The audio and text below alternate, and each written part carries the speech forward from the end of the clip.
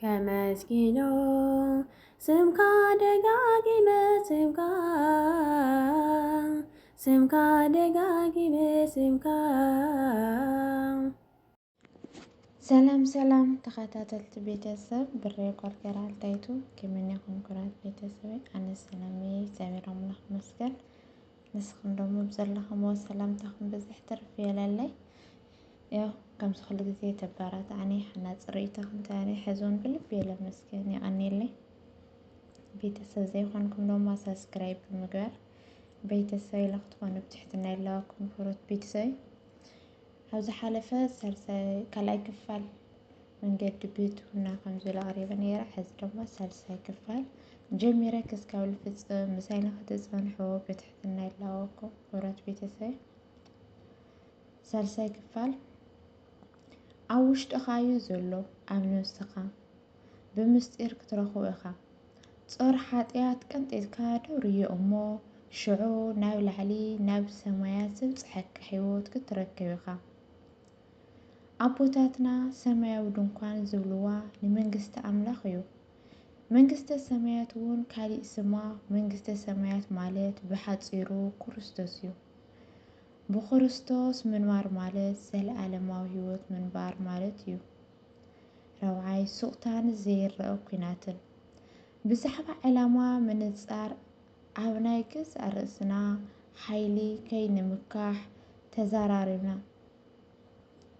እቲ ሂወት እውን ኣብ ልቢ ከም ዝጅምር ኢና እምበኣርከስ ሕጂ ናብ ኩናት ክንኣቱ እዚ ኩናት ዘይርአ እዩ ብስቕታ ኣብ ልቢ ዝግበር ቃልሲ ገንበር ናይዚ ኩናት ልቢ ኣብ መሓሙቕ ውሽጥና ዝካየድ ቃልሲ ቅዱሳን ኣቦታትና ምስጢርኩም ከይወፅእ ኣፍኩም ኣይትክፈቱ ይብሉና ውዑይ ሻሂ ዝሓዘ ፔርሞዝ ከፊትካ እንድሕር ገዲፍካዮ እቲ ሃፋይ ይኸይድ እሞ እቲ ሻሂ ይዝሕል ክትሰትዮ እውን ኣይትደልን ስለዚ ንስኻ እውን ብዛዕባ እዚ ሒዝካዮ ዘለኻ ዕላማ ምስ ማንም ሰብ ኣይትዕልለሉ ብዛዕባ እዚ ጀሚርካዮ ዘለኻ ሂወት ብዛዕባ ከጋጥመካ ዝኽእል ፈተናታት ብዛዕባ ረኺብካዮ ዘለኻ ተመክሮ ወላ ሓንቲ ኣይትዛረብ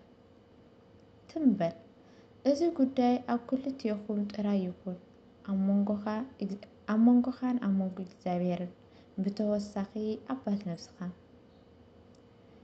ስቕታ ኣዝዩ ኣገዳሲ እዩ ምልፍላፍን ብዙሕ ምዝራብን ኣብ ገዛእ ርእስኻ ጥራይ ከም ተድህብ ይገብረካ ዓወስኩን ሱቕ ክንብል ከለና ድምፂ ናይቲ መሓሪ ኣምላኽና ክንሰምዕ ንኽእል ብስቕታ ምስቲ ኩሉ ዝሰምዕ ጌታ ከናፍርና ከይከፈትና ክንዕልል ንኽእል በዚ እውን ኣብ ኣምላኽ ዘለና እምነት ዝያዳ ይሕይል ኩሉ ፃዕርኻ ናብኡ ይኸውን እምነትካን ተምክሒትካን ኣብ ኣምላኽ ይኹን ደጊም ናብ ሰማያዊ ሂወት እዩ ጉዕዞኻ ኣብ ሰማያት ድማ ዘረባ ኣየድልን ኣብዚ ሰዓት ጀሚርካ ኩሉ ዘጋጥመካ ነገር ዓብዪ ይኹን ንእሽተን ኣምላኽ ንሰናይካ ኢሉ ዝለኣኾ ምዃኑ ክትርዳእን ክትኣምንን ይግባእ ንዓኻ እንታይ የገድስ ኣምላኽ ይፈልጥ ፈተና ድዩ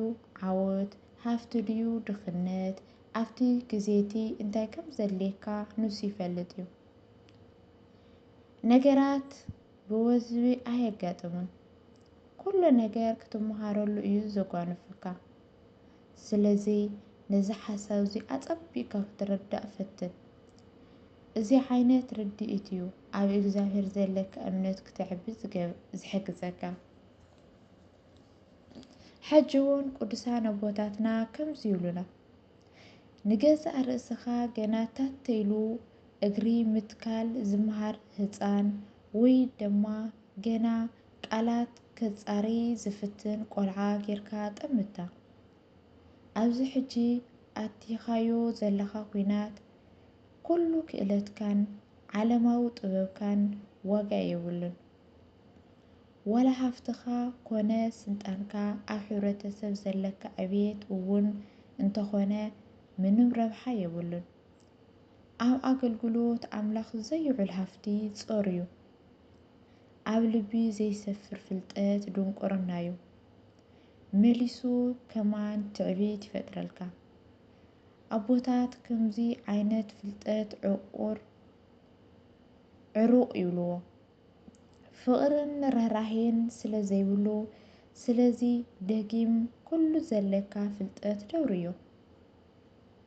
ጥበበኛ ንኽትኸውን ኣብ ቅድሚኡ ዓሻኹን። ምእንታን ሃፍታም ክትኸውን ጨርቃም ኮን።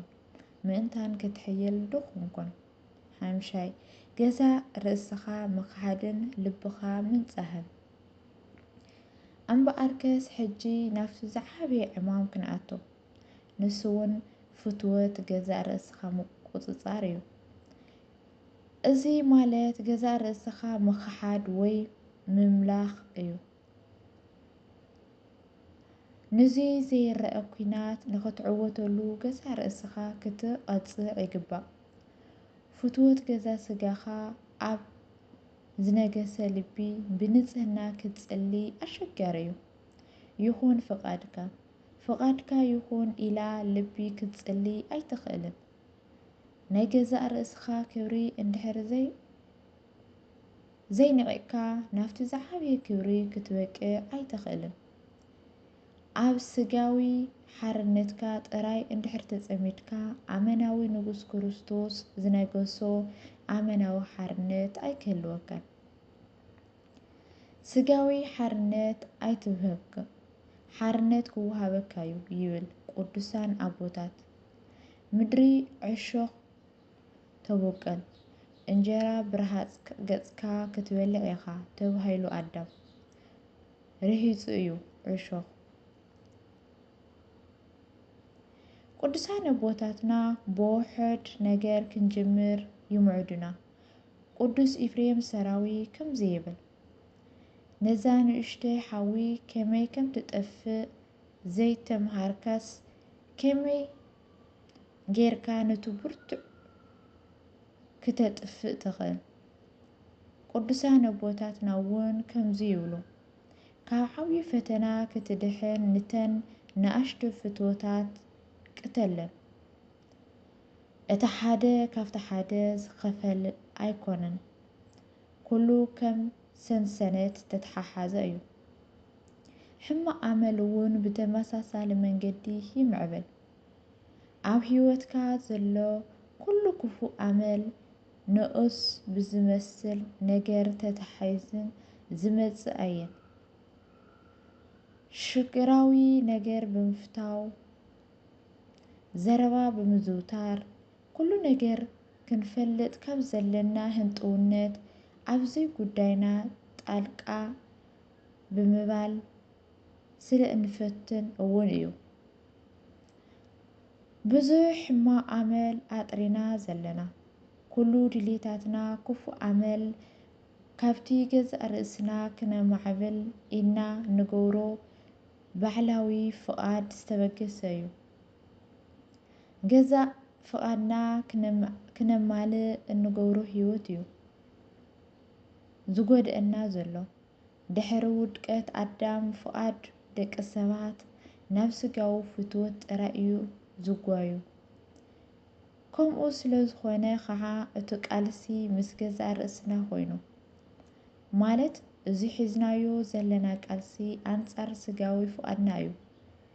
ብኻሊእ ኣገላልጻ ንገዛእ ፍቓድና ናብ ፍቓድ ኣምላኽ ምግዛእ እዩ። እዚ ብዘይ ምድግጋይ ሕጂ ክፍጸም ኣለዎ። ዝኾነ ነገር ክትሓትት ስጋኻ ዝድርኸካ እንድሕር ኮይኑ ኣይትሕተት። 2 ኩባያ ባኒ ክትሰቲ እንድሕር ቃሕ ኢሉካ ሓንቲ ጥራይ ስተ። መመሊስካ ሰዓት ክትርኢ እንድሕር ረቢፅካ ሰዓት ኣይትርአ። ሽጋራ ክትሰቲ ቃሕ እንተይልካ ግደፎ። ደገ ክትወፅእ እንድሕር ደሊኻ ገዛ ከፍ በል። ኣብ ገዛ ርእስኻ ምግታእ ይበሃል። እዚ ሜላ እዚ ገዛእ ፍቓድካ ናብ ፍቓድ ኣምላኽ ክትገዝእ ይሕግዘካ። ምናልባት ገሊኡኹም ብሓቂ እዚ ኩሉ የድሊ ድዩ ኢልኩም ተሓቱ ትህልው። ነቲ ሕቶ ቅዱሳን ኣቦታት ብሕቶ ይምልስዎ። ዕትሮ ነቲ ኣብ ውሽጢ ዘሎ ርስሓቱ ከየፅረኹም ፅሩይ ማይ ምመላእኹም ዶ? ገዛኹም ርስሓት መሊኡ እንተሎ ክብር ጋሻ መዓደምኩም ዶ? ፍጹም ዘይመስል እዩ። ሃዋርያ ቅዱስ ዮሃንስ ከም ዝበሎ ነቲ ንጹህ ጌታ ከይንሪኦ ከምኡ ገዛእ ርእስና ክነንጽህ ኣለና ይብል ቀዳማይ ዮሃንስ ምዕራፍ 3 ቁፅሪ 3። ስለዚ ልብና ነንጽህ፣ ነቲ ኣብ ልብና ዘሎ ኩሉ ጋሕጢትና ተመርኪና ኣውፂና ንጉሓፎ፣ ነቲ ርሳሕ ባይታ ንውልውሎ፣ መስኮትና እውን ንንገፎ፣ ንፋስ ብርሃንን ከኣትዎ እውን ንኽፈቶ። ማህደር ኣምላኽ ድሉው ይኹን። ብድሕሪዚ ነቲ ሕማቕ ጨና ዘሎ ኣረጊት ክዳንና ንደብርዮ፣ ሓድሽ ክዳን እውን ንክደን። ንዕኡ ድሉው ዘይኮነ ክዳን ምስ ንክደን ካብቲ መርዓ ከይንስጎግ። ሉቃስ ምዕራፍ 13 ቁፅሪ 28። ጌታ ብሃዋርያቱ ገይሩ ተመሳሳሊ ትእዛዝ ኣዚዝና፣ ልብኹም ኣንጽሑ።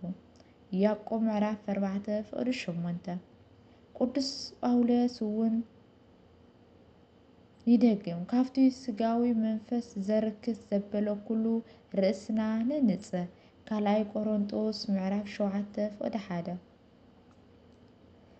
ጌታናን መድሃናን ኢየሱስ ክርስቶስ ከዓ ከምዚ ይብል፣ ካብቲ ውሽጢ ልቢ ሰብ ክፉእ ሓሳብ ይወፅእ እዩ እሞ ምንዛር፣ ስርቂ፣ ቅትለት፣ ዝሙት፣ ስስሐ፣ ክፍኣት፣ ጉርሒ፣ ቅትለት፣ ቅንኢ፣ ፀርፊ፣ ኩርዓት፣ ዕሽነት፣ እዚ ኩሉ ክፉእ ኣብ ውሽጢ እዩ ዝመፅእ፣ ንሰብ ከዓ የርክሶ። ማርቆስ ምዕራፍ 7 ቁፅሪ 21-23። ንግቡዛት ፈሪሳውያን ከዓ ነቲ ዋንጫ መሬት ጻሕልን ዝባኑ ድማ ጽሩይ ምእንታን ክኸውንስ ቅድሚ ነቲ ውሽጡ ኣንጽህዮ። ማቴዎስ 23 ቁፅሪ 26። ንምንታይ ልብና ነንጽህ ነጽርን ከም ዘለና ግን ቅኑዕ ርድኢት ይሃለወና። ምእንታን ክጥዕመና ወይ ክምችአና ኣይኮነን። ነዚ መዕረፊ ጋሻ ዝኾነ ልብና ነዳልዎን ነንጽህዮን ዘለና ንውልቀና ኣይኮነን፣ ነቲ ጋሻ ንኸጥዕሞን ክፈትዎን እዩ።